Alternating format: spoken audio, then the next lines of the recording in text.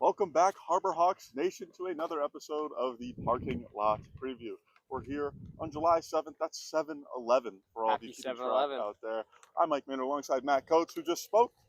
We are here, ready for another game of baseball. Today, a game that wasn't necessarily going to be played, but now is going to be played, and I'm not really too mad about it. But a rivalry game, Hyannis, Cotuit. Tell me about this matchup. Why are we playing today, Matt?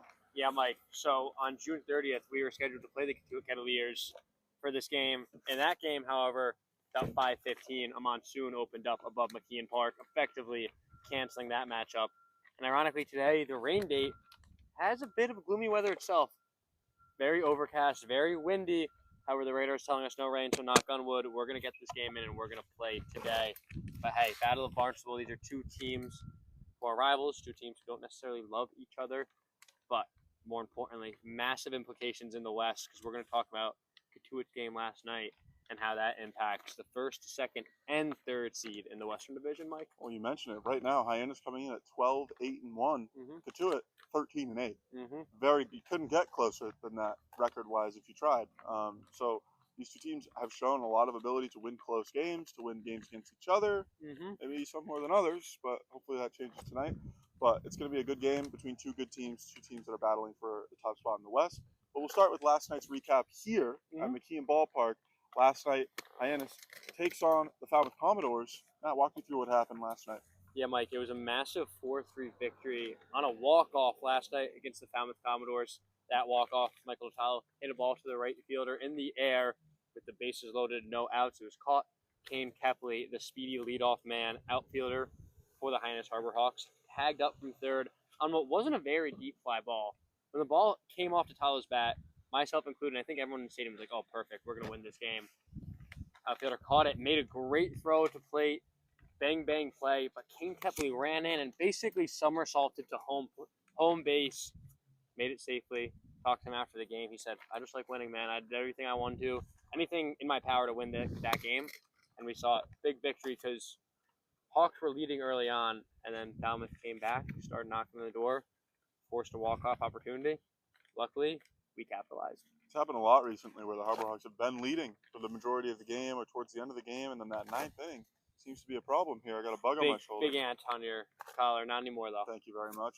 But yeah, the Harbor Hawks have not really been able to shut things down in the ninth at a high level recently. And last night, you end up coming away with a win, but still top of the ninth there. You surrender a few runs. That's not something you love to see. And obviously, Coach Carricker is getting his heart rate going. It's getting everyone's heart rate going towards the end of the game. It's cardiac Hawks, man. Cardiac Hawks, baby. It's tough to see, but they're able to come away with a couple wins as of late in these games where they're surrendering runs in the ninth inning. And then you mentioned it, Michael Totalo comes off the bench, a pinch hit opportunity. Didn't get to play all game, got the day off, and he's told me after the game he knew that there was a chance with the lefty on the mound that he might get the spot, and he gets the spot, makes most of it, and ends up driving in the game-winning run. So, Hyannis coming off a win, but maybe not as good of a win as you'd hope. Looking at the beginning half of that game, and Falmouth coming in at 0-9 on the road. We talked about it yesterday. We didn't want that to be the first win in 10 games for Falmouth on the road. And they almost got it there, but able to hold on. That's all that matters. We talked about this run differential and all that, but the win is a win. And, bottom line, you want to take the wins as much as you can get them. So, big win for Hyannis last night. Big win for Cotuit as well last night in another close game. They take on the Wareham Gatemen last night, who are first in the West currently, and they take home an 7-6 win last night. Kettleers were out hit 15-8 last night, still coming away with the win. Matt, what else happened last night that gave Cotuit the ability to come away with that win? Yeah, Cotuit, great game last night against the Wareham Gatemen. Like you said, they got out hit, but when we've talked to Coach, we've seen so far in this Cape Cod Baseball League season, sometimes those numbers can be skewed. All that really matters is timely hitting with runners in scoring position, and that's something Cotuit was able to do there in that game. They had a massive 8th inning to help get them across in that comeback victory. Not to mention, Wareham struggled with their timely hitting. They left 13 runners on base. So a game that I think they probably think they should have won by, not a handy margin, but maybe a couple of runs. Unfortunately, they take the loss. But what I alluded to earlier, Mike, that game had massive implications on the West. Wareham, like you said, currently the 1 seed. Cotuit, currently the 2 seed. Hyannis Harbor Hawks, currently the 3 seed.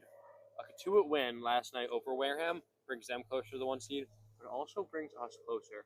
Right now, we're a half a game behind Cotuit. So with a win tonight, we can jump them to be in second place. And the Wareham loss last night brings us even closer to jumping them. So if you snap your fingers, you blink your eyes, the Harbor Hawks might be in first soon, Mike. So that's why last night's matchups and tonight's matchups are going to be really big, and seeing how the cookie crumbles, so to speak, in this Western Division. Well, hopefully the cookie crumbles in a different way than it did last time these two teams played, which was just a few days ago on Sunday, July 7th. Wow, hello. Sunday, July 7th. Cotuit was back here at McKean Ballpark just 4 days ago. Not a long time to really get your breath. It was a quick turnaround here with the cancellation that we mentioned before, but that was another game where Hyannis could not hold on in the ninth inning. That one ended up going the other way, where Cotuit put up runs in the ninth inning, tied up the game, and then ended up winning in the 10th. So it's going to be key for Hyannis to, if they get in that situation again, which, hopefully not. Hopefully you don't get in that situation where you're surrendering runs in the ninth inning. No one likes to see that. But if it happens, hopefully you're able to come away.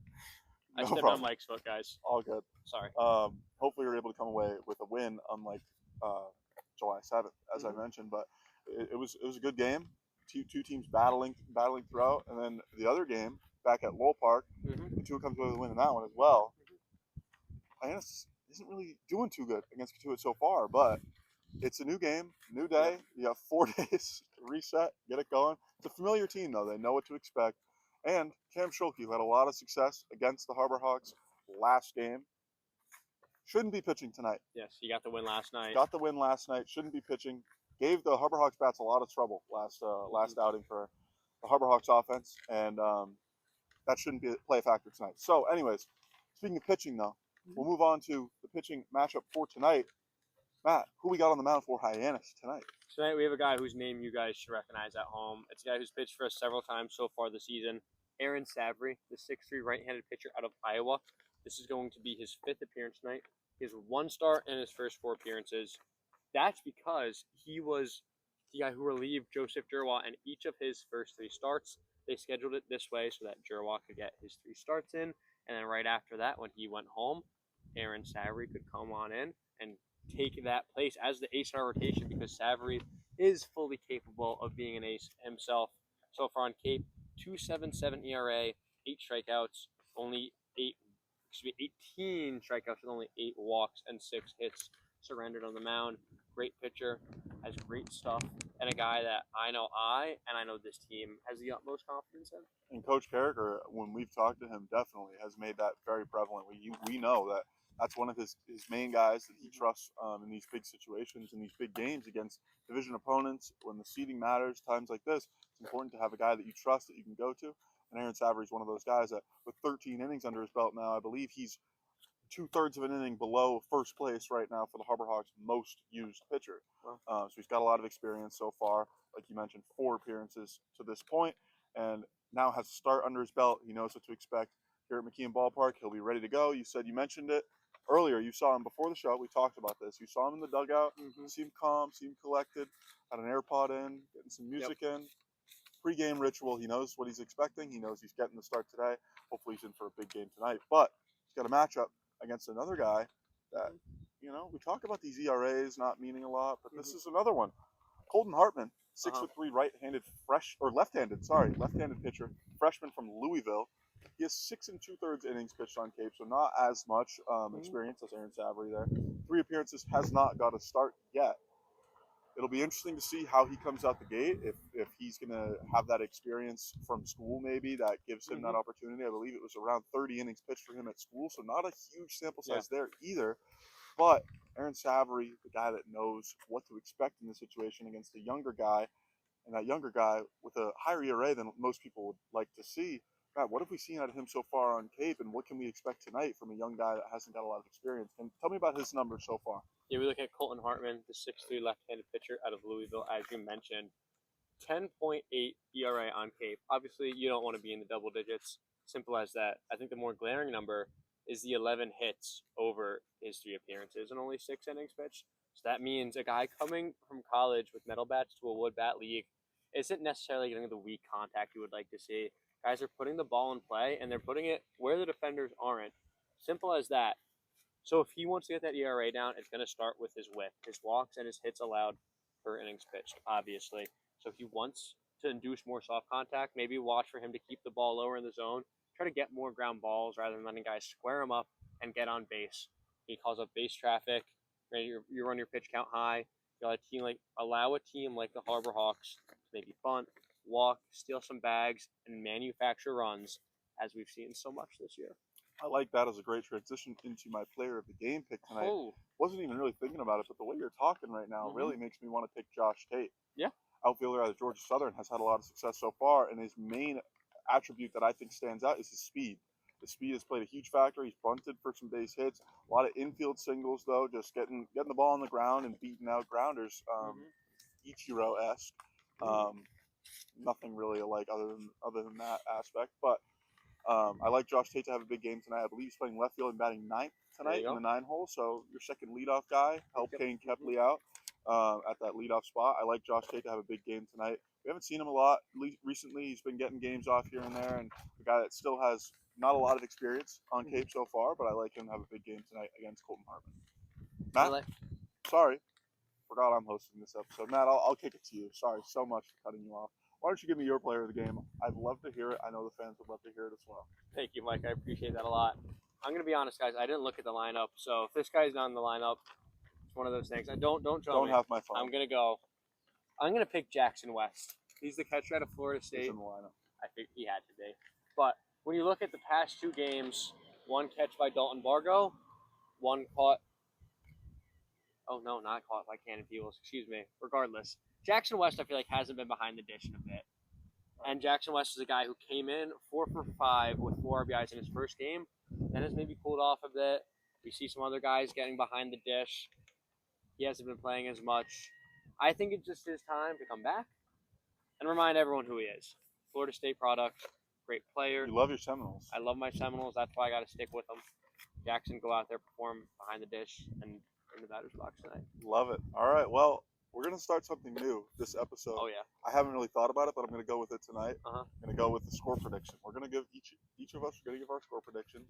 If we're right, bragging rights. Yep. Nothing there. I'm going to go 8-3 Hyannis tonight. I think Colton Hartman's going to struggle a little bit, and I think the pitching's going to surrender 3 runs there for Hyannis, but not too bad.